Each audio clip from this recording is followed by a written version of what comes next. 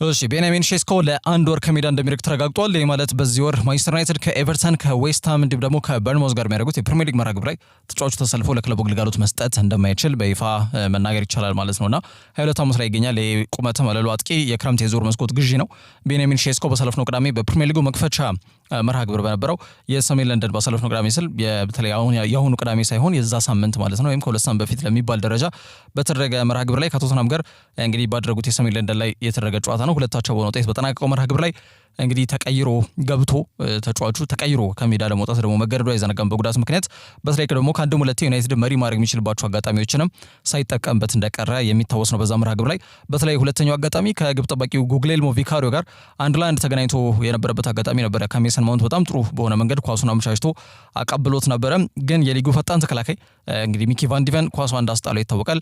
ሼስኮ ድሉን በፍጥነት መጠቀም የሚችልበት እድል ነበረው፣ ግን ያንን ማስማር ያስፈልጋል። በዛ ሂደት ሼስኮ ጉዳት እንዳጋጠመውና ጨዋታው መቀጠል ባለመቻሉ ምክንያት እንግዲህ ዩናይትድ ቀሪ መጨረሻ ወደ 12 ወደ 13 ደቂቃዎችን በጎል ተጫዋች ለመጫወት ቢገደዱም በማቲያስ ዴሊት ጎል እንግዲህ ከቆመ ኳስ የተገኘ ከማዕዘን ምት የተገኘ ጎል ነው። እንግዲህ ሁለታቸው በሆነ ውጤት ጨዋታቸውን እንዲያጠናቅቁ ትልቁን አስተዋጽኦ እንዳበረከተላቸው የሚታወቅ ጉዳይ ነውና የቡድኑ የሕክምና አባላት በተለይ ሼስኮ ላይ ምርመራ ወይም ደግሞ ተጨማሪ ሀሳቦችን ለመስጠት በሚያስችል ደረጃ ማለት ነው ጉዳቱ ላይ ምርመራዎችን ሲያደርጉ መቆየታቸው የሚታወቅ ጉዳይ ነው። ጉዳቱ ታዲያ የጉልበት ጉዳት መሆኑን ማረጋገጫ ሰጥተውበትም እንደነበር ይታወሳል። ታዲያውን ተጫዋቹ ብዙም ለክፉ አልሰጠውም። ያው ከጉዳቱ አንጻር ወይም ደግሞ ከሜዳ ተቀይሮ ከወጣበት አንጻር ብዙዎች ለክፉ ይሰጧል ተብሎ ተገምቶ እንደነበር ይታወቃል። ምክንያቱም አንድ እግሩን መራመድ ራሱ አልቻለም ነበር። በአንድ እግሩ ነበረ በተለይ ተንጠልጥሎ በሁለት የሕክምና አባላት እንግዲህ ተደግፎ ከሜዳ የወጣው ማለት ነውና በዛ አጋጣሚ ምናልባት ኤሲኤል ሲሆን እንደሚል የጉልበት ጅማት መበጠስ ለተጫዋቾች በጣም ቅዠት እየተባለ የሚጠራው ይሄ ጉዳት አጋጥሞት ሊሆን ይችላል የሚል እሳቤ በመላመት ደረጃም ሲነሳ እንደነበር ይታወቃል። ተጫዋቹ ግን ለክፉ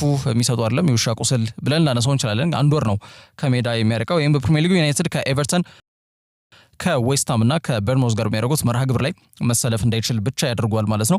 በዙር መስኮቱ አጥቂ መስመራቸውን ለማጠናከር አሰበው እንግዲህ ማንቸስተር ዩናይትዶች 66.4 ሚሊዮን ፓውንድ ወጪ አድርገው ይህንን ተጫዋች እንዳስፈረሙ ይታወቃል። ከአርቢ ላይፕዚግ ማለት ነው። የጠበቀበትን ያክል ግን እየተንቀሳቀሰ እንደማይገኝ መናገር ይቻላል። በሁሉም ጨዋታዎች ለዩናይትድ 12 ጊዜ ተሰልፎ ተጫውቷል። 2 ጎሎችን ብቻ ነው በስሙ ማስመዝገብ ወይም ደግሞ ማስቆጠር የቻለው ማለት ነው። ቀዮች ሰይጣናት በሊጉ 7 ደረጃ ላይ የተቀመጡ ሲሆን በመጪው ጥር የዝውውር መስኮት ላይ አዲስ የፊት መስመር ተጫዋች ለማስፈረም ወደ ገበያው እንዲወጡ ሊገደዱም ይችላሉ ተብሎም እየተገመተም ይገኛል። ከዞጪ ከተጫዋቾች ጉዳት ጋር በተያያዘ ዩሪየን ቲምበር ሌላው ጉዳት ያጋጠመው ተጫዋች ሆኗል። ትናንትና እንግዲህ በአርሰናል ቤት የተጫዋቾች ጉዳት ዜና እየተቆለለ እየመጣ ይገኛል። የኢንተርናሽናል ብሬክ ወይም ደግሞ የዓለም አቀፍ የሀገራት የወዳጅነት ሊሆን ይችላል፣ የዓለም ዋንጫ ማጣሪያ መርሃ ግብሮች ወይም የአቋም መለኪያም ሊሆን ይችላል። ከዛ ጋር በተያያዘ የአርሰናል ተጫዋቾች ጉዳት የሚያጋጥማቸው አባዜ በጣም ከጊዜ ወደ ጊዜ እየጨመረ ነው። ይሄ ደግሞ የተለመደ እየሆነም እየመጣ ይገኛል ከዓመት ዓመት። ይህንን ጊዜ እየጠበቀ እንግዲህ አርሰናል ቁልፍ የሚባሉ ተጫዋቾች ጉዳት ሲያጋጥማቸው አዲስ አይደለም። በዚህኛው ደግሞ የዓለም ዋንጫ ማጣሪያ የህዳር ወር ላይ ደግሞ ቁልፍ የሚባሉ 2 ተጫዋቾች አሁን ጉዳት እንዳጋጠማቸው መናገር ይቻላል። ገብርኤል ማጋሌሽ ከተወሰኑ ቀናቶች በፊት ብራዚል ከሴኔጋል ጋር ባደረገችው የወዳጅነት ጨዋታ ላይ 64 ደቂቃ ላይ ጉዳት አጋጥሞት ከሜዳ ተቀይሮ ለመውጣት መገደዱ የሚታወቅ ጉዳይ ነው። ተጫዋቹ ማነሰ ቢባል ለ2 ሳምንት ከሜዳ ይርቃል ተብሎ የተገለጸ ይገኛል። ይህ በእንዲህ እንዳለ ደግሞ ዩሪየን ቲምበር ትናንትና ሀገሩ እንግዲህ 4-0 በሆነ ውጤት ባሸነፈችበት መርሃ ግብር ላይ እንግዲህ ጉዳት እንዳጋጠመው ተገልጿል። ኔዘርላንድስ ቀድማ እንግዲህ ማለፏን ያረጋገጠች ሀገር ናት። እንግዲህ 4 ዓመት ላይ የሚገኘው እንግዲህ ዩሪየን ቲምበር በዚህ ሰዓት በፕሪሚየር ሊጉ አሉ ከሚባሉና በቦታቸው ምርጥ ተብሎ ከሚጠሩ ተጫዋቾች መካከል አንዱ ነው። የጥቅምት ወር የፕሪሚየር ሊግ ምርጡ ተጫዋች ስም ዝርዝር ላይ ስሙን ማካተት የቻለ ተጫዋች ነው ዩሪየን ቲምበር። ልክ እንደ ጋብሪኤል ሁሉ በተለይ በተከላካይ መስመራቸው ጥራት ወደ ላቀ ምዕራፍ እንዲሸጋገር በማድረግ ሂደት ላይ የቲምበር ሚና በጣም ከፍተኛ እንደነበር በዚህ ዓመት በግልጽ መናገር ይቻላል። ተጫዋቹ በተለይ በመጣበት ዓመት ላይ ካጋጠመው የጉልበት ጅማት መበጠስ በኋላ ይሄ ነው ሊባል የሚችል ረጅም ጊዜ ከሜዳ እንዲርቅ ያስገድደው አይነት ጉዳት አላጋጠመውም። እርግጥ አልፎ አልፎ መጠነኛ የጡንቻ መሳሳብና ተያያዥ ጉዳዮች ሊያጋጥሙት ይችላሉ። ከአንድ ጨዋታ ከሁለት ጨዋታ በኋላ ግን ቲምበር ይመለሳል እንጂ ረጅም ጊዜ ከሜዳ የሚርቅባቸው አጋጣሚዎች አልተፈጠሩም። የአሁኑም በዛ መንገድ እንዲቃኝ ምኞት ይኖራቸዋል የአርሰናል ደጋፊዎች። ግን በአጠቃላይ ስጋት ውስጥ የገቡበት ሁኔታ ነው ያለው። በተለይ ተጫዋቾቻቸው በተደጋጋሚ ጉዳት እያጋጠማቸው ይገኛል። ትላንትና የምድብ የመጨረሻ ጨዋታ ነበር ያደረገችው ኔዘርላንድስ ከሉቲኒያ ጋር እንግዲህ ጨዋታውን 3-0 በሆነ ውጤት እየመራች በነበረችበት ሰዓት ላይ አሁንም 64ኛው ደቂቃ ላይ ጋብሪኤል በተጎዳበት ደቂቃ ላይ እንግዲህ ዩሪየን ቲምበርም ጉዳት አጋጥሞት ከሜዳ ተቀይሮ ለመውጣት ተገዷል ማለት ነው። እንግዲህ በዚህኛው ሀገራት ጨዋታዎች ተደጋጋሚ በሆነ መንገድ በነገራችን ላይ ሪካርዶ ካላፊዮሪም እንዲሁ ጉዳት አጋጥሞት ካምፑን ለቆ ወደ አርሰናል እንደተመለሰ የሚታወስ ጉዳይ ነው። በተለይ ጋብሪኤልን ቀደም ብለን ጠቅሰናል። አሁን ደግሞ ዩሪየን ቲምበር እንዲሁ ጉዳት አጋጥሞታል ተብሏል። በአጠቃላይ የተጫዋቹ ጉዳት መጠን ይፋ አልተደረገም። ምንድነው ያጋጠመው ጉዳት የሚሉት ዝርዝር ነጥቦች በቀጣይ ጊዜያቶች ላይ ይፋ ያደርጋሉ ተብሎ ይገመታል። በቀጣይ ዩሪየን ቲምበር ወደ አርሰናል የሚያቀና ነው የሚሆነው። ምናልባት የክለቡ ሕክምና ክፍል አባላት ተጨማሪ ምርመራ ያደርጉለታል ተብሎ ይገመታል። ስፔን አሰልጣኝ ሚኬል አርቴታ ግን ያው ቲምበር ብዙ ይሄ የከፋ ነገር ወይም ደግሞ ትልቅ ረዘም ላለ ጊዜ ከሜዳ የሚያርቁ አይነት ጉዳት አጋጥሞታል ብለን አናስብም አናምን የሚል ሀሳብ ሰጥቷል። ከጨዋታው ወይም ደግሞ ከዚህ ከቲምበር ጉዳት በኋላ የሰጣቸው ሀሳቦች ናቸው። በዚህ ውድድር ዘመን በጣም ጥሩ አቅም እያሳዩ ከሚገኙ ተጫዋቾች መካከል አንዱ ዩሪየን ቲምበር ነው። በተለይ ደግሞ 1v1 አንድ ለአንድ ብዙ ማይታለፍ ጠንካራ የተከላካይ መስመር በተለይ አርሰናል እንዲኖራቸው በማድረግ ሂደት ላይ የቲምበር ሚና አይተኬ ብለን ልናነሳው የምንችለው ነው። ቤን ዋይትን በዛ ቦታ ላይ ሙሉ በሙሉ በሚባል ደረጃ ተቀያሪ ወንበር ላይ እንዲቀመጥ ያስገደደ አቋም ላይ ነበር የሚገኘው ዩሪየን ቲምበር ማለት ነው። በአጠቃላይ አርሰናል በዚህ ውድድር ዘመን 5 ጎል ብቻ ነው የተቆጠረባቸው በፕሪሚየር ሊጉ። በዛ ሂደት የቲምበር ሚና ከፍተኛ ነው። ከቆሙ ኳስም ጎል ያስቆጠረባቸው አጋጣሚዎች አሉ። ይበልጥ አሁን ከጊዜ ወደ ጊዜ ከቡካዮ ሳካ ጋርም እንዲሁ በኦፌንሲቭ ፕሌይ ወይም ደግሞ ይሄ የማጥቃት እንቅስቃሴያቸው ላይ ሊንክ አፕ ላያቸው የቅንጅት ያጫወታቸው ከጊዜ ወደ ጊዜ እየተጠናከረና በደንብ እየተግባቡ እየመጡ እንደሚገኙ አመላካች የሚባል የውድድር ዘመን እያሳለፉ ባለበት ሰዓት ላይ ነው እንግዲህ ቲምበር ጉዳት ያጋጠመው። እንግዲህ ተጨማሪ ምርመራዎች ይፋ ይደረጋሉ። አርሰናል ቀደም ብለንም እንዳነሳ ነው መጪዎቹ ጥቂት ሳምንታት ከበድ ያሉ መርሃ ግብሮችን ይዞ ነው የሚመጡባቸው። በዚህ ሳምንት መጨረሻ በሰሜን ለንደን ደርቢ ከቶተናም ጋር ጨዋታቸውን ያደርጋሉ። በቀጣይ ሳምንት ሚድዊክ ላይ በአውሮፓ ሻምፒየንስ ሊግ እንግዲህ የጀርመን ኃያል ቡድን ባየር ሙኒክን በዚህ ውድድር መድረክ ላይ ያልተሸነፈውና በርካታ ጎሎችን በዚህ ውድድር ዘመን በተላለቁ 5 የአውሮፓ ሊጎች ላይ በርካታ ጎሎችን እያስቆጠረ የሚገኘው ይህንን ቡድን የሚጋብዝ ይሆናል። ያለነ ቲምበርና ያለነ ጋብሪኤል ማጋሌሽ እንግዲህ ይህንን የማጥቃት እንቅስቃሴ እንዴት ይቋቋሙታል ሌላው ትልቁ ጥያቄ ስለመሆኑ መናገር ይችላል። ከዛም ደግሞ እንግዲህ ለንደን ቀይናት ሰማያዊናት የሚለው አከራካሪ ርዕስ የሚከፈትበት የለንደን ደርቢ ሰሜኑን ከምዕራቡ የሚያገናኘው የአርሰናልና የቼልሲም ጨዋታ እንግዲህ በፊታችን ቅዳሜና እሁድ ሳምንት ወይም በቀጣይ ሳምንት የሚደረግ መርሃ ግብር ስለመሆኑ መናገር ይችላል። ስታንፎርድ ብሪጅ ላይና ተጠባቂም ጠንካራም መርሃ ግብሮች ናቸው። ከማንቸስተር ሲቲ በ5 ነጥብ ብቻ ነው ርቆ የሚገኘው አርሰናል። ስለዚህ ነጥቦችን በደንብ መሰብሰብ መቻል ያለበት ጊዜ ላይ የተጫዋቾች ጉዳት እየተደራረበ በመምጣቱ ግን ደጋፊዎቹ ዘንድ ትልቅ ስጋት እንደፈጠረ መናገር ይቻላል። አስገዳጅ በሆነ መንገድ ግን አርሰናል በጥር የዞር መስኮት ላይ ወደ ገበያው ሊወጣም እንደሚችል እየተገመተ ይገኛል። ከዛ ውጪ ኒውካስል ዩናይትድ ባሳለፍነው ክረምት ያጡትን ተጫዋች በመጪው ጥር ወር ለማግኘት እንቅስቃሴ በይፋ ጀምሯል ተብሏል። ግን ከአስቶን ቪላም ጠንካራ ያለ ፉክክር እንደሚገጥማቸው ነው እየተገለጸ የሚገኘው። ከግብ ጠባቂው ጄምስ ትራውፈርድ ጋር በተያያዘ ነው እንግዲህ 23 ዓመቱ እንግሊዛዊ ግብ ጠባቂ ጄምስ ትራውፈርድ ባሳለፍነው ክረምት የዞር መስኮት ላይ የኒውካስል ዩናይትድን የናስፈረም ጥያቄ ውድቅ በማድረግ ወደ ቀድሞ ክለቡ ማንቸስተር ሲቲ ማቅናትን ምርጫው ማድረጉ የሚታወቅ ጉዳይ ነው። ያ ውሳኔው ትክክል መሆኑን አሁን እያጠራጠሩ ይገኛል ተጫዋቹን በራሱ ማለት ነው። ምክንያቱም የመጀመሪያዎቹ ጥቂት ሳምንታት ላይ በቋሚነት ሲሰለፍ ከቆየ በኋላ አንጋፋው የማንቸስተር ሲቲ ግብ ጠባቂ ኤደርሰን ሞራይስ ከረጅም ጊዜ ቆይታ በኋላ እንግዲህ ክለቡን ለቆ ወደ ፌነርባቼ እንዳቀናይና የቱርክ ሱፐር ሊግ ኃያል ከሚባሉ ቡድኖች መካከል አንዱ የሆነውን የፌነርባቼ እግር ኳስ ክለብን መቀላቀሉ ይታወቃል። ያን ተከትሎ ሲቲዎች ቦታውን ለማጠናከር እንዳለባቸው በማመን በመረዳት በማሰብ ጣሊያናዊውን ጂያንሉዊጂ ዶናሩማን በይፋ ማስፈረማቸው የሚታወስ ጉዳይ ነው። ይሄ ለጄምስ ትራውፈርድ ትልቅ ዱብዳ እንደሆነ መናገር ይቻላል። ያን ተከትሎ የቋሚ ተሰላፊነት ሚናውን ሙሉ ለሙሉ ተነጥቋል ማለት ነው። ጄምስ ትራውፈርድና ሀገሩን በቋሚነት ለመወከል ካለው ጽኑ እምነትና ፍላጎት ጋር በተያያዘ የመሰለፍን እድል ማግኘት ወደሚችልበት ክለብ ለማምራት ፍላጎት አሳይቷል ተብሎ እየተገለጸ ይገኛል። በአሁኑ በተለይ በዓለም ዋንጫ ማጣሪያ መርሃ ግብሮች ላይ ኒክ ፖፕ ጉዳት አጋጥሞታል እንደሚታወቀው። ያንን ተከትሎ ለብሔራዊ ቡድን ጥሪ እንዳቀረበለት ይታወቃል። ጄምስ ትራውፈርድ ግን የመሰለፍን እድል አላገኘም በተደረጉት 2 መርሃ ግብሮች ላይ ማለት ነው። እንደሚታወቀው የፔፕ ጋርዲዮላ ቡድን የቀድሞ ግብ ጠባቂያቸውን ወጣቱን ጄምስ ትራውፈርድን መልሰው መግዛት በሚችሉበት አንቀጻቸው አማካኝነት ወይም ደግሞ ባይባክ ክሎዛቸውን በመጠቀም ማለት ነው ተጫዋቹን መልሰው ወደ ክለባቸው እንዲቀላቀል ማድረግ የቻሉበትን አጋጣሚ መፍጠራቸው የሚታወቅ ጉዳይ ነው። ተጫዋቹ ኤቲሃድ እንዲደርስ አድርገውታል።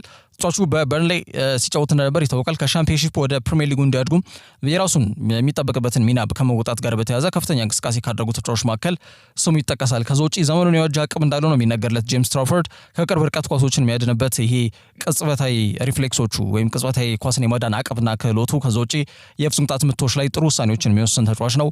በጫና ውስጥ ኳሶችን ለቡድን አጋሮቹም በአጭርም በረጅም የተሳኩ ኳሶችን የሚያቀብል ከእድሜው በላይ የበሰለ ይሉታል ብዙዎች ጥሩ ግብ ጠባቂና ክህሎቶች እንዳሉት መናገር ይቻላል። ግን እድሜው ገና ነው፣ ያንግ ነው፣ 23 ዓመቱ ነው። ስለዚህ መገራት መቻል ይኖርበታል።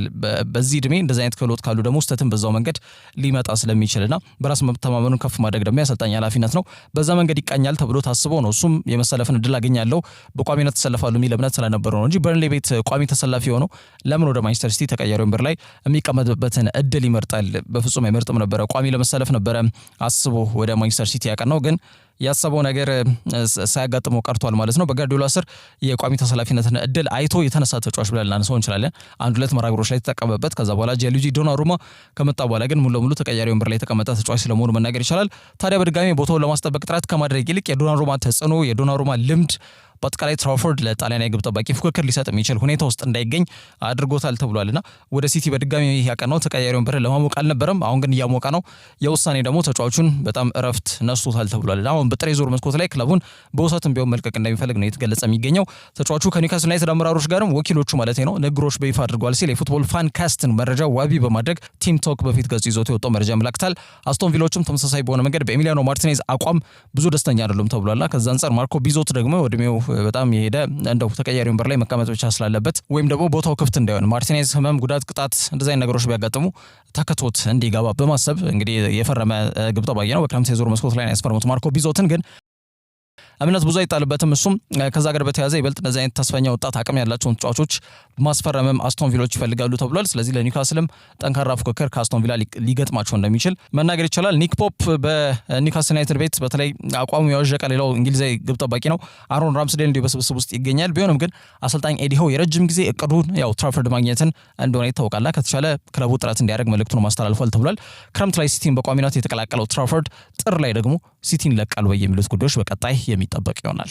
ከዛ ውጪ በበርካታ ታላላቅ ክለቦች የሚፈለገው የክሪስታል ፓላሱ የቀይ መስመር ተመላላሽ ተከላካይ ስፍራ ተጫዋች ሆኖ ዳንኤል ሙኞዝ ማንቸስተር ዩናይትድ መቀላቀል ህልሙ መሆኑን በይፋ ተናግሯል። እንግዲህ ያን ተከትሎ ቀይ ሰይጣናት እንግዲህ የሚያደርጉት እንቅስቃሴ ይጠበቃል። እንግዲህ ከተጫዋቹ በኩል ያለውን ሁኔታ በግልጽ ተረድቷል። ይሄ ተጫዋች በጣም በበርካታ ክለቦች ነው የሚፈልገው። ለአብነት ያህል ማንቸስተር ሲቲ፣ ባርሴሎና፣ ፓሪስ ሴን ጀርሜን፣ ባየር ሙኒክ ከብዙ በጥቂቱ ተጫዋቹ ለማስፈረም ከፍላጎት በዘለለ በነገራችን ላይ ከፍተኛ ጥረትም እያደረጉ የሚገኙ ክለቦች ስለመሆናቸው መናገር ይችላል። ዩናይትድ ያለፉትን 5 የፕሪሚየር ሊግ መርሃ ግብሮች ላይ ሽንፈት አላጋጥማቸው በዝውውር መስኮቱ በስፋትና በንቃት በመንቀሳቀስ 3 የፊት መስመር ተጫዋቾች ማስፈረም መቻላቸው ለዚህ ግብአት እንደሆነ መናገር ይችላል። አንዱ ግብአት ማለት ነው። ያ የቡድኑ ዘንድሮ ለሚያሳዩት እንቅስቃሴ ትልቅ ሚና እንደተወጣ መናገር ይችላል። ግን አሁንም ቡድኑ ማጠናከር ያለበት መስመር አለ። እሱም ዊንግ ባክ ነው። ወይም በአሰልጣኙ ጨዋታ መንገድ ላይ 3-4-3 ወይም 3-4-2-1 ነው የሚጠቀመው። 3-4 ብለን ክንፍ ላይ ያሉት ይሄ 4 ብለን መሀል ላይ የተደረደሩት ተጫዋቾች መካከል ክንፍ ላይ ያሉ ተጫዋቾች ናቸው ዊንግ ባክ እየተባሉ የሚጠሩት በአሰልጣኙ ጨዋታ መንገድ ላይ ማለት ነው። ይሄ ተመላላሽ በሆነ መንገድ ቡድኑን በማጥቃትም በመከላከልም እኩል የሚያግዝ መስመር ነው። እዛ ቦታ ላይ የሚሰየም ተጫዋች ይህንን የማድረግ ኃላፊነትና ግዴታ ይኖርበታል በሩበን አሞሪም ስር ማለት ነው። በዛ ሂደት ስብስብ ውስጥ የሚገኙ ተጫዋቾችን ለመመልከት ያክል ፓትሪክ ዶርጉ አለ፣ አማድ ዲያሎ፣ ኑሳይር ማዝራዊ እንዲሁም ዲዬጎ ዳሎ ቢኖሩም ግን ከአማድ ዲያሎ ውጪ እምነት ተጥሎበት ወጥነት ባለው መልኩ ጥሩ ግልጋሎትን እየሰጠ የሚገኝ ተጫዋቾች ናቸው። ሌሎቹ ማለት ብዙ አያስደፍርም። ዲዬጎ ዳሎ ጥሩ እንቅስቃሴዎች አሉት፣ ግን ውሳኔ ክፍተት አለበት። የፓትሪክ ዶርጉ ደግሞ 16-50 በተለይ ጥሩ ፍጥነት አለው፣ ጥሩ ይከላከላል፣ ግን ማጥቃት እንቅስቃሴው በጣም የተዳከመ ስለመሆኑ መናገር ይችላል። ኑሳይር ማዝራዊ በሁለቱም የለበትም። ምክንያቱም አምና ጥሩ እንቅስቃሴ ሲያደርግ ነበር በመጣበት ዓመት። በዚህ ዓመት ግን በጣም አቋሙ አዥቆ የመጣ ተጫዋች ስለመሆኑ በግልጽ መናገር ይችላል። ቦታውን ማስረክቧል። ከስንት አንዴ ነው በቋሚነት እየተሰለፈ የምንመለከተው ከጉዳት መልስ እንግዲህ ስብስቡን ተቀላቅሎ እንደሚገኝ መናገር ይችላል። ከሞሮካዊ ኑሳይር ማዝራዊ ጋር በተያያዘ ማለት ነው። ታዲያ መስመር ለማጠናከር ክለቡ በዝውውር መስኮቱ መንቀሳቀሳቸው እንደማይቀር ይገመታል። በዚህ ሰዓት ላይ ታዲያ በቦታቸው እንግዲህ ዓለማችን ላይ በዚህ ሰዓት ምርጥ ተብሎ ከሚመደቡ ተጫዋቾች መካከል አንዱ ነው ኮሎምቢያው ዳንኤል ሙኞዝ። በዩናይትድ ማሊያ መጫወት የልጅነት ህልሙ መሆኑን መናገሩ በአጠቃላይ ክለቡ ፊቱን ወደዚህ ተጫዋች እንዲያዞር ሊያስገድዳቸውም እንደሚችል እየተገለጸ ነው የሚገኘው። የትኛውም ክለብ ቢቀላቀል የዛን ክለብ የማጥቃትም የመከላከልም ሚናን በሚገባ በመውጣት ወደ ላቀ ምዕራፍ ሊያሸጋግር እንደሚችል እምነት ሊጣልበት የሚችል አይነት አቅም ያለው ተጫዋች ስለመሆኑ በተደጋጋሚ በፕሪሚየር ሊግ የሚያሳያቸው እንቅስቃሴዎች አመላካሽ ጉዳዮች ናቸው። ከአምና አንስቶ ተጫዋቹ 12 የጎል ተሳትፎዎች አሉት። በሊጉ በጣም አስደናቂ ከሚባሉና ቀደም ብዬ እንዳነሳሁት ባላንስ በማድረግ መከላከሉና ማጥቃቱን እኩል ከሚመሩ ተጫዋቾች መካከል እንግዲህ ዳንኤል ሙኞዝ ይጠቀሳል። ከዲያሮ ኤስ ከተባለው ተነባቢ አምድ ጋር ባደረገው ቆይታ ነው እንግዲህ ተጫዋቹ ዩናይትድን እያየ ማደጉና ወደ ኦልድ ትራፎርድ ቢያቀና እንደማይጠላ በይፋ ያሳወቀው ማለት ነው። ዩናይትድ ይህንን ተከትሎ ተጫዋቹን ለማስፈረም በቀጣይ የሚወስዷቸው እርምጃዎች ቢጠበቁም ከክሪስታል ፓላስ ግን እንደ ሙኞዝ አይነት በጣም ቁልፍ ተጫዋቾቻቸውን መሸኘታቸው ግድ ከሆነ እንግዲህ ቀላል የማይባል ዋጋ ሊጠይቁ እንደሚችሉ መናገር ይቻላል። ከዛ ውጪ ሪካርዶ ካላፊዮሪ ለሰሜን ለንደኑ ደርቢ ጨዋታ ዝግጁ እንደሚሆን ተገልጿል። በአሰልጣኝ ጂናሪዮ ጋቱሶ አማካኝነት ጣሊያን ከኖርዌይና ከሞልዶቫ ጋር ለምታከናውነው የዓለም ዋንጫ ማጣሪያ መርሃ ግብሮች ጋር በተያያዘ ጥሪው ደርሶት በፍሎረንስ ተገኝቶ ነበረ። የአዙሪዎቹን ስብስብም ተቀላቅሎ ነበረ እንግዲህ ከሪካርዶ ካላፊዮሪ ጋር በተያያዘ ማለት ነው። ሁለገቡ የተከላካይ መስመር ተጫዋች ካላፊዮሪ በተለይ ከቀሪው ስብስብ ገለል ብሎም ለብቻው ልምድ ሲሰራ ብዙዎች ጥያቄ ሲያነሱ እንደነበር አይዘነጋም። ኢቭኒንግ ስታንዳርድ ታዲያ የወገብ ማጋጥሞት ነው የሚል ነገር ይዞት እንደነበር ይታወሳል። ያንን ተከትሎ ያው ጣሊያን ከሞልዶቫ ጋር ያደረገችው ጨዋታ ላይ አልተሰለፈም፣ ግን ጣሊያን ጨዋታውን እንዳሸነፈች ይታወቃል። በቀጣይ ደግሞ ከኖርዌይ ጋር ነበረ ጨዋታው የምታደርገው። ያው በርካታ ጎሎችን ወደ 11-0 ምናምን አሸንፋ ካልሆነ በስተቀር አንድ ያርጃን ይዛ እንደማታጠናቅ ግልጽ ጉዳይ ስለሆነ ሪካርዶ ካላፊዮሪም ጉዳት እያለበት በጨዋታው ላይ የሚሰለፍበትን እድል ከማመቻቸት ይልቅ ወደ ክለቡ ቢያቀና የተሻለ ነው የሚሆነው በሚል የሞልዶቫን ጨዋታ ካከናወነው በኋላ ካላፊዮሪ እንግዲህ ካምፑን ለቆ ወደ አርሰናል ወደ ክለቡ እንደተመለሰ የሚታወቅ ጉዳይ ነው። ታዲያ በአርሰናል የሕክምና ክፍል ምርመራም ሲደረግለት ከቆየ በኋላ ለተጠባቂው የሰሜን ለንደን ደርቢ ጨዋታ የፊታችን እሁድ ይደረጋል። ኤምሬትስ ስቴዲየም ላይ ጨዋታው በዚህ መርሃ ግብር ላይ እንግዲህ ተጫዋቹ ዝግጁ ሆኖ ክለቡ እንደሚያገለግል ነው የተገለጸ የሚገኘው። የ3 ዓመቱ ጣሊያናዊ ሁለገብ የተከላካይ መስመር ተጫዋች ሆነው ሪካርዶ ካላፊዮሪ ያው የግራ መስመር ተመላላሽ ተከላካይ ስፍራ ተጫዋች ቢሆንም አርሰናል በተለይ ፖዚሽን ላይ ሲሆን ወይም ደግሞ ኳስ ቁጥጥር ላይ ተጫዋቹ ሚናው ከፍተኛ ነው። በኦክሲለሪ ሚድፊልድ ሚና ወደ አማካይ መስመር እየመጣ የቡድን የማጥቃት እንቅስቃሴ ያሳልጣል። ከዛ በተጨማሪ ቡድኖች ወይም ተጋጣሚ ቡድኖች ላይ የአማካይ መስመር ቁጥር የአርሰናል እንዲበዛ በማድረግ ሂደት ላይ ካላፊዮሪ ሚናው ከፍተኛ ነው። እንዲሁም ደግሞ ኦቨርላፕም ኢንቨርትም እያደረገ ሞር በዛ ቦታ ላይ የሚሰለፉ ተጫዋች ማርቲኔሊም ሆነ ትሮሳርድን በማገዝ ሂደት ላይ በማጥቃት እንቅስቃሴ በጣም ሚናው ከፍተኛ ከሚባሉ ተጫዋቾች መካከል ስሙ ይጠቀሳልና አርሰናል ላይ ያው ከሰሞኑ በተለይ በዚህ ዓለም ዋንጫ ማጣሪያ መርሃ ግብሮች ላይ ሌሎች የተከላካይ መስመር ተጫዋቾች ዩሪየን ቲምበርና ቀደም ብለን እንዳነሳነው ጋብሪኤል ማጋሌሽ ጉዳት ላይ ናቸውና ሪካርዶ ካላፊዮሪም ጉዳት ላይ ነው መባሉ ምን መዓት ነው የመጣብን የሚል የሀሳብ እንግዲህ አርሰናል ደጋፊዎች እንዲሰነስሩ ሲያስገድድ እንደነበር ይታወቃል። አሁን ግን ይህንን ተጫዋች እንኳን ቢያንስ ከጉዳት ተመልሶ ለዚህ ተጠባቂ መርሃ ግብር ላይ ይደርሳል መባሉ መጠነኛ እፎይታን ለክለቡ ደጋፊዎች ይሰጣል ተብሎም ይገመታል። ከዛ ውጪ ቼልሲዎች ከማርከስ ራሽፈርድ ወኪልና ታላቅ ወንድሙ ዴን ራሽፈርድ ጋር ንግሮችን በይፋ አድርጓል ተብሏል። ይህ መረጃ በስፋት መነጋገሪያ ርዕስን ከፍቷል። እንግሊዛዊ የክንፍ አጥቂ መስመር ተጫዋች ሆነው ማርከስ ራሽፈርድና ባርሴሎና ቤት እንግዲህ በቋሚነት ፊርማውን የማስቀመጡ ሁኔታ አጠራጣሪ ሁኔታ ውስጥ ገብቷል ተብሎ እየተገለጸ ነው የሚገኘው። ንብረትነቱ የማንቸስተር ዩናይትድ የሆነው የቀድሞ እንግዲህ ኮከብ እንግሊዛዊ ተጫዋች ማርከስ ራሽፈርድ ብሔራዊ ቡድን እርግጥ አሁንም እየተመረጠ ነው የሚገኘው በክለብ እንቅስቃሴው ጋር መሰረት ባደረገ መንገድ ማለት ነው። በውሰት በካታሎን ክለብ ባርሴሎና ቤት እየተጫወተ ይገኛል። በሚቀጥለው የዝውውር መስኮት ሲከፈት ግን እንግዲህ ሊፈጠር የሚችለው ሁኔታ ጋር በተያያዘ የተለያዩ ዘገቦች እየወጡ ነው የሚገኙት። ቼልሲ ክረምት ላይ ራሽፈርድን ለማስፈረም አስገራሚና ያልተጠበቀ ድርድር በይፋ ጀምሯል ሲል ፉትቦል ትራንስፈርስ ምንጮች ነግረውኛል በሚል ይህንን መረጃ በፊት ገጹ ይዞት ወጥቷል። ራሽፈርድ በካታሎን ክለብ ባርሴሎና ቤት በጣም ጥሩ ጅማሩን አድርጓል። ሳቁ ተመልሷል፣ አቋሙም ተመልሷል። ጥሩ የሚባል እንቅስቃሴም እያደረገ ይገኛል። በ16 ጨዋታዎች በአጠቃላይ 13 ግቦች ላይ ቀጥተኛ ተሳትፎ አለው። በነገራችን ላይ ይህ ማለት በጎልና አሲስት ማለት ነው። ይህ ብቻም አይደለም። በአጠቃላይ በስፔን ላሊጋ ደግሞ ከፍተኛ በሆነ መንገድ ኳሶችን አመቻችቶ ማቀበል የሚለውን ዘርፍ እየመራ የሚገኘው ማርከስ ራሽፈርድ ስለመሆኑ መናገር ይችላልና አዲስ ህይወትን እንዳገኘ መናገር ይቻላል። በአጠቃላይ የእግር ኳስ ህይወቱ ላይ ነፍስ ነው የዘራው ወደ ባርሴሎና ካቀና በኋላ። ግን ይህንን ተጫዋች በቋሚነት ለማስፈረም ክለቡ ባለው ውል ላይ ጥርጣሬዎች እየወጡ ይገኛሉ። ከነሱ አቅም በላይ በሆኑ ጉዳዮች ማለት ነው። አንደኛው የዋጋና የፋይናንስ ሁኔታ ቀዳሚውን ስፍራ ይዛል። ተጫዋቹ በዩናይትድ ቤት በሳምንት 300,000 ፓውንድ የሚያገኝ ተጫዋች ነበረ። ወደ ባርሴሎና ባሳለፍነው ክረምት ሲያቀና ሳምንታዊ ደሞዙን 15 በመቶ ለመቀነስ ተስማምቶ ነው ወደ ስፔን በውሰት ለአንድ ዓመት በሚቆይ ውል እያመራው እንደሚታወቀው ማለት ነው። ባርሴሎና ታዲያ ራሽፈርድን ወደ 30 ሚሊዮን ዩሮ በሚጠጋ ዋጋ በቋሚነት የማስፈረም አማራጭ በውል ውስጥ ተካቷል። ይሁን እንጂ የክለቡ የፋይናንስ ሁኔታ በጣም ውጥረት ያለበት መሆኑና ይህ ዝውውር አብዛኛውን የዝውውር በጀቱ ሊወስድ ስለሚችል የሃቪየር ቴባሱ አስተዳደር ደግሞ ያው ላሊጋው ማለት ነው ይህን ያክል ገንዘብ ማውጣቱ ለባርሴሎና ተገቢ አይደለም በሚል በዋናነት ፈቃዱ እንዳልሰጣቸው መናገር ይቻላል። ወይም ደግሞ ከወዲሁ ፈቃድ እንደከለከላቸው በግልጽ መናገር ይቻላል። ሙንዶ ዲፖርቲቮ ይህንን ነገር ዘግቦታል። የላሊጋው አስተዳደር የክለቦች የደሞዝ አከፋፈል ስርዓትና ዝርጋታ ላይ የወጣው አዲስ ህግ ራሽፈርድ ያሰበውን ዝውውር እንዲያከናውን እንቅፋት ሳይሆንበት እንደማይቀር ነው በግልጽ ያስነበበው ማለት ነው። እንደሚታወቀው ባርሴሎናና የሃቪየር ቴባስ የላሊጋው አስተዳደር ሰጣ ገባ ውስጥና ከፍተኛ ውጥረት ውስጥ የሚገኙ ተቋማት እንደሆኑ መናገር ይቻላል። ባርሴሎና ባለፉት ጊዜያቶች ላይ በዝውውር ፖሊሲ ላይ የተደነገገውን ህግ ተላልፈዋል በሚል ከፍተኛ ሂሳብ እየወጡ ተጫዋቾችን ሲያስፈርሙ መቆየታቸው ይታወሳል። በተለይ ለአንቷን ግሪዝማን የወጡት ወደ 115 ሚሊዮን ፓውንድ በጣም የባከነ ገንዘብ ነው። ለፊሊፕ ኮቲኒዮ እንደዛ ይሄ ጉዳይ ነው። አሁን እንግዲህ በተለይ ቀን ጠብቆ በጊዜ ሂደት ክለቡን አሁን በዚህ ሰዓት ዋጋ እያስከፈለው የሚገኘው ማለት ነውና በማስረጃም ተደግፎ የቀረበባቸው ርዕሰ ጉዳይ አለ ከባርሴሎና ጋር በተያያዘ ያን ተከትሎ ያለፉትን 3-4 ዓመታት ብሉግራኖቹ እጃቸውን በደንብ ዘርግተው በዙር መስኮቱ በስፋት እንዳይንቀሳቀሱ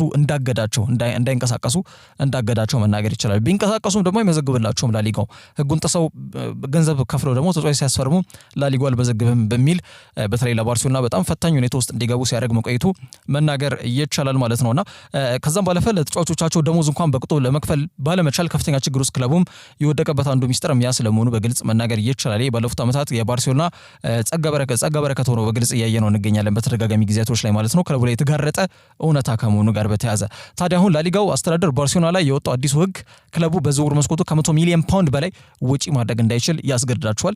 ስለዚህ ቆጥበው ነው ይችን 100 ሚሊዮን መጠቀም ያለባቸው ማለት ነው። ከዚህ ውጪ የተጫዋቾች የደሞዝ አከፋፈል ሁኔታ ጋር በተያያዘ ከዚህ ቀደም በአጠቃላይ በውድድር ዘመኑ በአጠቃላይ ደሞዝ ጋር በተያያዘ ክለቡ ወጪ እንዲያደርግ ከተፈቀደለት 463 ሚሊዮን ዩሮ ወደ 351 ሚሊዮን ዩሮ ዝቅ እንዲል ይህም ከአምናው ጋር ሲነጻጸር የ112 ሚሊዮን ዩሮ ልዩነት አለውና ደሞዛቸውም የተመጠነ ነው። ለተጫዋቾች ተጫዋቾች በዝውውር ሂሳብ ላይ ከፍለው በዝውውር መስኮት ላይ ተንቀሳቅሰው ተጫዋች የሚያስፈርሙበትም አግባብ በጣም የተመጠነ ነውና ይህንን ህግ መከተል ይግድ ይላቸዋል። ባርሴሎና በተደጋጋሚ ተጫዋቾችን እያስፈረመ በላሊጋው ማስመዝገብ ሳይችል ሲቀር ይሄ አዲስ እንግዳ የሆነ መረጃ አይደለም። ይሄ በተደጋጋሚ ያስተዋልነው ጉዳይ ነው። የቅርብ ምሳሌው ደግሞ ራሱ ማርከስ ራሽፈርድ ነው። አለፍ ሲልም አምና ክለቡን የተቀላቀለው ዳኒ ኦልሞ የዚህ ገፈት ቀማሽ የሆነ ተጫዋች እንደሆነ መናገር ይቻላል። ስለዚህ የ7 ዓመቱን እንግሊዛዊ እንግዲህ ዝውውሩን ለማከናወን ወይም ደግሞ ሌላ አዲስ ተጫዋች ከማስፈረማቸው በፊት ክለቡ ተጨማሪ ገቢ ምንጭ መዘርጋት መቻል ይኖርበታል ማለት ነው። እንደተለመደው የፋይናንስ ስርዓታቸውን ከማስተካከልና ወጪና ገቢያቸውን ለማመጣጠን ይህንን እንቅስቃሴና ምዕራፍ መሻገር ግድ ይላቸዋል። ይህንን ነገር እንግዲህ ላሊጋው ራሳቸው እንግዲህ በማህበራዊ ትስስር ገጻቸው አማካኝነት ይፋ ያደረጉት ጉዳይ ያመለክታል። ስለዚህ አዲስ ነገር ካልተፈጠረ በስተቀር ማርከስ ራሽፎርድ ወደ ባርሴሎና ያደረገውን ዝውውር ከውሰት ወደ ቋሚ ዝውውር መቀየር ማይችልበት ሁኔታዎች የሰፉ ስለመሆናቸው መናገር ይቻላል።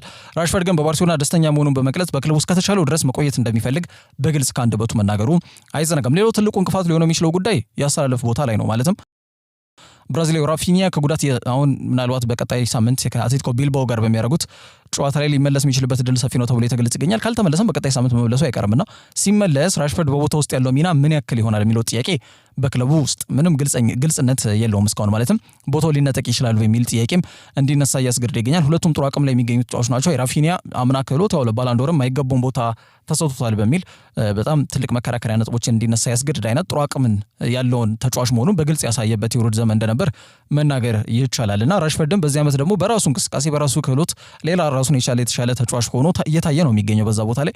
ስለዚህ እንዴት አመጣጥረው ይህንን መስመር በማን እንዲመራ ያደርጉታል? ለሃንሲ ፍሊክ ሌላው ትልቁ ራስ ምታት ቢሆንም ግን መመለሱ በአጠቃላይ ጥሩ ዜና አይደለም ለማርከስ ራሽፎርድ እና ከዛ በተጨማሪ ሮበርት ሌቫንዶስኪም ተተኪ የሚሆን ማዕከላዊ አጥቂ ይሄ 9 ቁጥር አጥቂ ማለት ነው ማዕከላዊ ስል ከፍተኛ ትኩረት ሰጥተዋልና ገንዘቡን ምናልባት ደግሞ በሌላ ተጫዋች ላይ መዋል ይፈልጋሉ ተብሎ የተገለጸ ይገኛል። ማለትም በዝውውር መስኮት ላይ በተለይ ወጪ አድርገው ማስፈረም የሚችሉት በጀት ትንሽ ነውና ያንን በጀት አጥቂ ተጫዋች ለማስፈረም ሊያውሉት እንደሚችሉ የተገለጸ ይገኛል።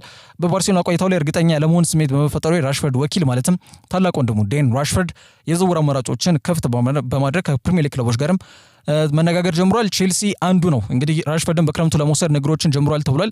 ከኤደን ሃዛርድ በኋላ እንግዲህ ሁነኛ የሚባል ተጫዋች ይሄንን በግራ መስመሩ ላይ ማለት ነው ሊመራላቸው የሚችል ተጫዋች ማስፈረም ወይም ደግሞ ማግኘት የቻሉ አይመስልም ቼልሲዎችና ምንም ይሄ አንጀታቸው ሊያርስ የሚችል የክንፍ አጥቂ ተጫዋች እስካሁን ድረስ ማግኘት አልቻሉም። በርካታ ተጫዋቾችን ሞክረዋል ሚካኤሎ ሙድሪክን ጨምሮ ማለት ነው። እርግጥ የቀርብ ምሳሌ ነው ሚካኤሎ ሙድሪክ፣ ግን ሌሎች በርካታ ተጫዋቾችም ተሞክረው ተፈትነው የወደቁ ናቸው። የሃዛርድን ሌጋሲ ለማስቀጠል ዝግጁ የሆነ ተጫዋች ያጡ ነው ይመስለው። የዊሊያንን ሌጋሲ ለማስቀጠል ኤስቴቫኦ ዊሊያን በቦታው ላይ የተገኘ ወሳኝ ተጫዋች ነው። የፓልሜራስ ተስፈኛ በጣም ወጣት ኮከብ ተጫዋች ነው። በተለይ ኤስቴቫኦ ዊሊያን ነገ ለክለቡም ትልቅ መሻገሪያ ድልድይ ይሆናል ተብሎ የታመነበት ተጫዋች ስለመሆኑ መናገር ይቻላል። ግራ መስመር ላይ የሚለው ነው ትልቁ ጥያቄ። ያንን እንግዲህ መጠነኛ በሆነ መንገድም እንግዲህ ለጊዜያዊነት ልባትም ለመስጠት በማሰብ ማለት ነው እድሜው 27 ላይ የሚገኘው ማርከስ ራሽፎርድ ቢያንስ ይህንን መስመር ለማጠናከር ያግዛል ከሚል እምነት ጋር በተያዘ ተጫዋቹን ለማስፈረም ፍላጎት አሳድሯል ተብሏል። የምዕራብ ለንደኑ ክለብ ለክንፍ አጥቂ ያላቸው ጠንካራ ፍላጎት በግልጽ አሳይቷል። የማንቸስተር ዩናይትድ ኮከብ ወደ ተቀናቃኝ ክለብ እንዳይዘዋወር ክለቡ ራሱ ማንቸስተር ዩናይትድ ቢፈልግም ግን በዩናይትድ ያለው እህል ውሃ ያበቃ ነው ይመስለው። የወደፊት ጣፋንታው ሩበን አሞሪም እስካለ ድረስ ሙሉ ለሙሉ የተዘጋ መሆኑን መናገር ይቻላልና ስለዚህ ከመፍቀድ ውጭ አማራጭም ላይኖራቸው እንደሚችል ይገመታል ማለት ነው። ቼልሲ ግን በዚህ 2 ዓመት ውስጥ ከማንቸስተር ዩናይትድ 2 ተጫዋቾችን ማለትም ጄደን ሳንቾን በውሰት እንዲሁም አሌሃንድሮ ጋርናቾን ደግሞ በቋሚነት ማስፈረም መቻላቸው ይታወቃልና ዩናይትድ በዋናነት ሩበን አሞሪም እስካለ ድረስ ያው ራሽፎርድ ወደ እቅዳቸው የመለስ ምንም አይነት ፍላጎት እንደማይኖረው ግልጽ ጉዳይ ነው። ነገር ግን ዩናይትድ ባርሴሎና 30 ሚሊዮን ዩሮ ወጪ አድርገው ተጫዋቹን በቋሚነት ማስፈረም የሚችሉበትን አማራጭ ማይጠቀሙ ከሆነ ራሽፎርድ ባሳየው መሻሻል ምክንያት በአጠቃላይ ከቼልሲ ወይም በነገራችን ላይ ቶተንሃምም የተጫዋቹ ፈላጊ ሆኖ ብቅ ብሏል ተብሎ ነው የተገለጸ የሚገኘው። የፕሪሚየር ሊግ ክለቦች ብዬ ቀደም የጠቀስኩበት አንዱ ምክንያት ለዚህ ነው። ከቼልሲም ከቶተንሃምም ፍላጎት አለ ራሽፎርድን ለማስፈረም ማለት ነው። ስለዚህ በቀጣይ ዩናይትድ ዞሮ የሚያገኙትን ገቢ ብቻ ነው ትኩረት የሚያደርጉት ተብሎ ነው እየተገለጸ የሚገኘው።